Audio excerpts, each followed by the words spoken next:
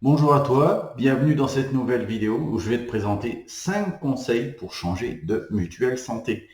À l'heure actuelle, selon les chiffres de 2019, il y avait encore 3 millions de personnes qui n'étaient pas obligées d'avoir une complémentaire via son employeur. Donc, on va regarder cette présentation, mais reste bien jusqu'au bout. J'ai une pépite à te présenter à la fin. Tu verras, elle vaut le détour. On se voit tout de suite derrière ma présentation. Hop, nous voilà derrière la présentation où oh, je reviens et voilà. Le premier conseil, ça va être tout simplement comme tout quand on veut changer de banque, changer d'assurance, changer, euh, il faut dans un premier temps analyser son besoin. Donc, avant de commencer de chercher une mutuelle, prenez le temps d'évaluer vos besoins en matière de soins de santé.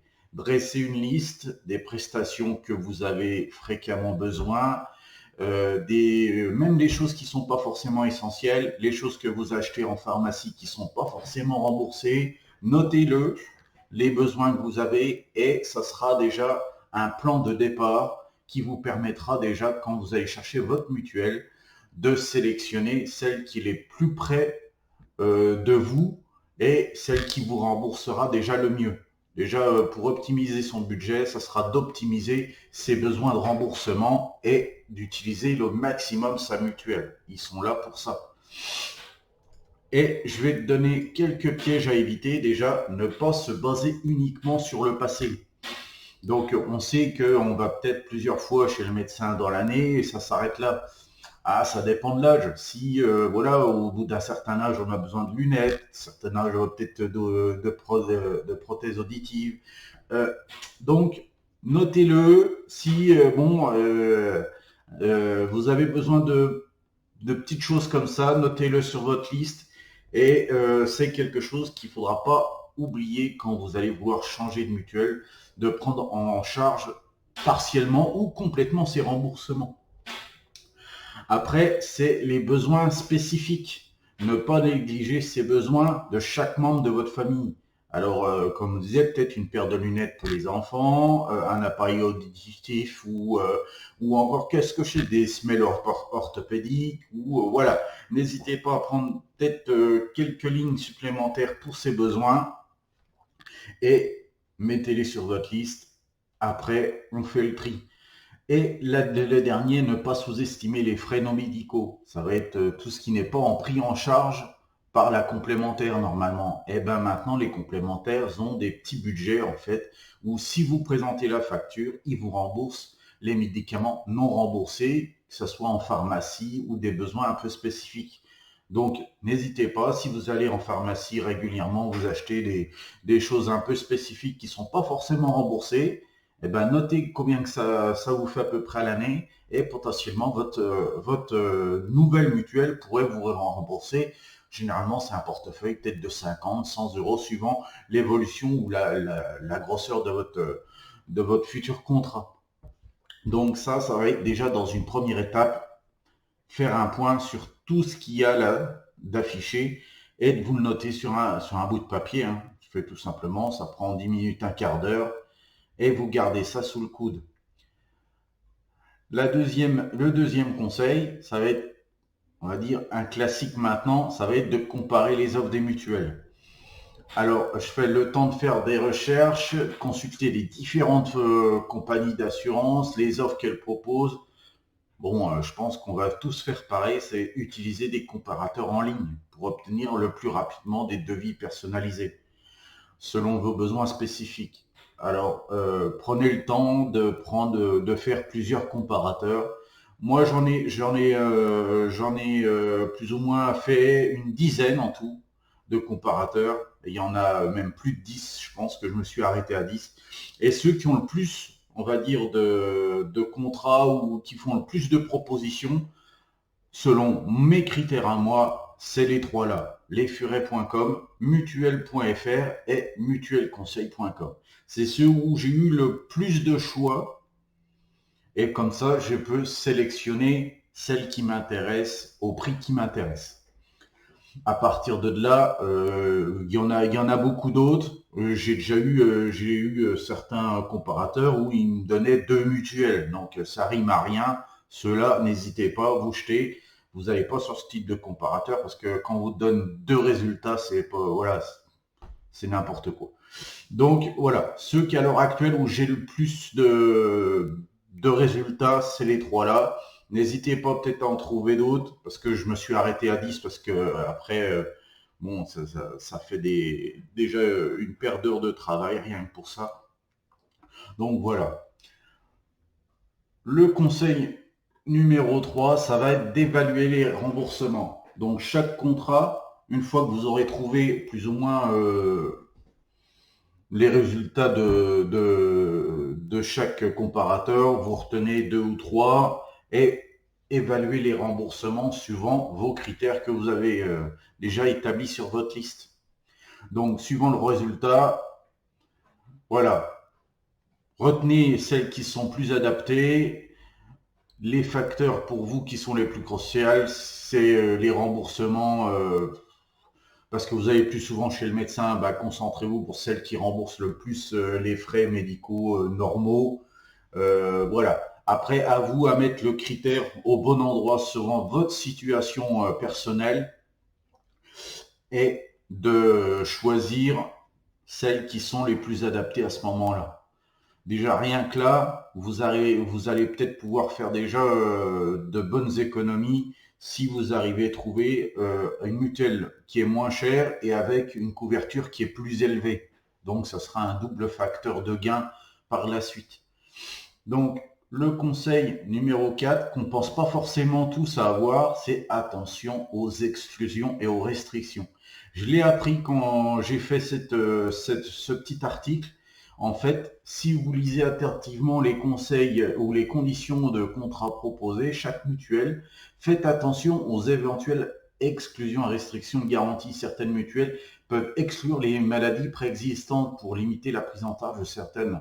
Alors, je fais ce qui n'est pas couvert. Si vous avez déjà une maladie et que vous souscrivez à une mutuelle et qu'ils n'étaient pas au courant, si c'est une maladie que vous aviez avant, potentiellement, ils peuvent ne pas vous rembourser ces frais-là. Donc, je fais, voilà, c'est des maladies préexistantes. Comme vous pouvez le lire, hein, souscrire, ça va être le diabète, l'hypertension artérielle, l'asthme. Je fais tout un tas de critères comme ça où, potentiellement, si vous l'aviez avant, ils ne sont pas obligés de vous rembourser. C'est le cas de, apparemment, quelques mutuelles qui sont encore avec ce type d'exclusion dans leur contrat, d'où l'importance de bien lire le contrat. Les actes médicaux non essentiels, certains traitements ou interventions médicales sont considérés comme non essentiels. Bon, tout ce qui est voilà, chirurgie esthétique peuvent être exclus de la couverture. C'est pas le cas de tous, ça dépend du montant de la couverture que vous allez prendre. Les soins dentaires et optiques, bon, ça tout le monde le sait. Par défaut, si vous voulez être bien remboursé, il va falloir plus ou moins mettre le paquet sur la mutuelle. Et derrière, on va pouvoir peut-être travailler sur ce sujet-là un peu spécifique par la suite. Je vous en dis pas plus. Si vous restez à la fin de la vidéo, je vous présenterai une pépite. Donc, et le dernier, c'est les affections liées au comportement à risque. Certaines mutuelles peuvent exclure des affections liées à des comportements à risque, des accidents de la route avec des certains taux d'alcoolémie. Si c'est déjà des choses qui sont, ces frais médicaux qui sont peut-être pas forcément remboursés par l'assurance automobile, vu que vous n'aviez pas besoin de boire pour prendre le volant. Donc, donc autant que votre assurance véhicule vous assurera pas, votre mutuelle non plus.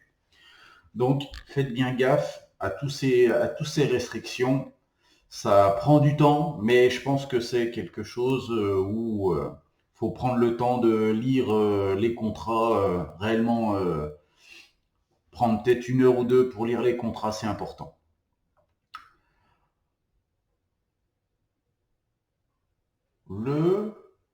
Non, ça n'a pas marché. On revient. Hop, hop, hop, hop, hop. Le conseil numéro 5, tenez compte des avantages additionnels. Comme je vous le disais, en outre des remboursements de soins, de nombreuses mutuelles offrent des avantages additionnels tels que des services d'assistance, des programmes de prévention ou des réductions chez les partenaires. Vous pouvez en prendre en compte parce que bon, certaines mutuelles santé, si vous allez dans les, on va dire, dans les magasins partenaires ou dans les partenariats qu'ils ont avec, vous pouvez avoir 25% de réduction sur des lunettes ou sur des appareils auditifs. Donc c'est quelque chose qu'il faut prendre en compte. Si derrière, voilà, c'est quelque chose à creuser, qu'il faut ne pas hésiter à mettre une petite étoile quand, on va dire, vous avez ce type de réduction et que vous utilisez souvent, si vous changez de paire de lunettes tous les 2 ans, c'est quelque chose à prendre. Ça fait du budget en moins, dans tous les cas. Donc, les 5 conseils principaux, les voilà. À l'heure actuelle, je fais de temps en temps, on tombe sur une pépite. C'est ce qui m'est arrivé en faisant cette recherche, où en fait, je fais une mutuelle qui rembourse jusqu'à 40% des montants de ses cotisations. Alors, c'est une mutuelle, qui existe, elle s'appelle la mutuelle Sioux. Alors, n'hésite pas, je mettrai le lien dans la description, tu pourras aller sur leur site, tu pourras aller consulter les FAQ. Il me semble que j'ai vu qu'il y a déjà 600 000 clients dans cette mutuelle, en fait. C'est tout simplement, c'est que 40% de tes cotisations vont aller dans une cagnotte qu'ils appellent ça Moneybox. Et à la fin de l'année, si tu n'as pas pioché en totalité dans tes cotisations, elle va te rembourser le montant qui sera dans cette cagnotte par un virement bancaire et tu vas toucher ça sur ton compte. Donc, les personnes qui n'utilisent pas souvent, qui ont une mutuelle, mais qui vont jamais chez le médecin, potentiellement, ils peuvent retoucher 40% de leur cotisation via cette mutuelle. Donc, c'est quand même pas négociable, hein, pas négligeable. Je fais ce type de remboursement. Et j'ai fait un devis chez cette mutuelle, déjà à l'heure actuelle, sans compter sur cette, on va dire, cagnotte appelée Moneybox, j'économiserai déjà 18%. Donc potentiellement, c'est quelque chose qu'il faut, je pense, aller jeter un œil. Si ça peut vous faire déjà économiser sur le tarif de votre mutuelle et en plus vous faire toucher 40%, c'est tout bénéf pour toi, c'est tout bénéf, je pense, pour tout le monde. Mais sauf que bon, à l'heure actuelle, elle n'est pas très connue. Donc, je t'invite à aller voir. Je ne touche pas de commission de cette mutuelle, d'aucune mutuelle ou d'aucune. À chaque vidéo que je fais, je touche aucune commission. N'hésite pas à liker la vidéo parce que ça donne déjà pas mal de travail, à t'abonner et ça me fera super plaisir en tout cas. Donc, je fais à l'heure actuelle, si tu fais une recherche, n'hésite pas. Moi, je te conseille d'aller jeter un œil. Si ça ne correspond pas à tes attentes, tu passes. Mais une mutuelle qui te rembourse 40% de cotisation, j'en ai pas trouvé à l'heure actuelle. Et celle-là, comme par hasard, tu la trouveras pas dans les comparateurs. Effectivement. Donc, voilà la petite pépite que je voulais te partager en dernier. Je trouve que ça vaut peut-être le coup de s'y pencher. Moi, personnellement, je vais m'y pencher. Je suis encore obligé de rester sur ma mutuelle encore quelques mois. Mais je pense que d'ici là, potentiellement, ça sera une mutuelle où je contacterai le service clientèle pour voilà, des questions un peu spécifiques pour voir comment ça fonctionne, voilà. Mais dans tous les cas, c'est celle-là, elle est retenue, elle est écrite sur mon petit calepin, et par la suite, je pense que ça sera une des mutuelles que je vais retenir pour faire mon changement de mutuelle par la suite. Donc voilà, j'espère que cette vidéo t'a plu. C'est super important, mets un petit like, ça me fait plaisir, abonne-toi. N'hésite pas à rejoindre mon groupe Facebook, je partage pas mal de choses de valeur dessus. Donc, n'hésite pas à t'abonner au groupe. Tu verras, il y a des vidéos, il y a des magazines, il y a un peu de tout. Je partage de tout. Donc, n'hésite pas à nous rejoindre. Et plus on sera nombreux dans la communauté Facebook et mieux ça sera pour notre budget, pour partager chacun notre expérience. C'est important. Donc, voilà, c'est ce que je voudrais partager avec tout le monde et que tout le monde partage avec moi. Ça serait sympa. Donc, alors, n'hésite pas. Je fais à me rejoindre dans la prochaine vidéo. Et je te souhaite une bonne journée à toi. À ciao, bye bye.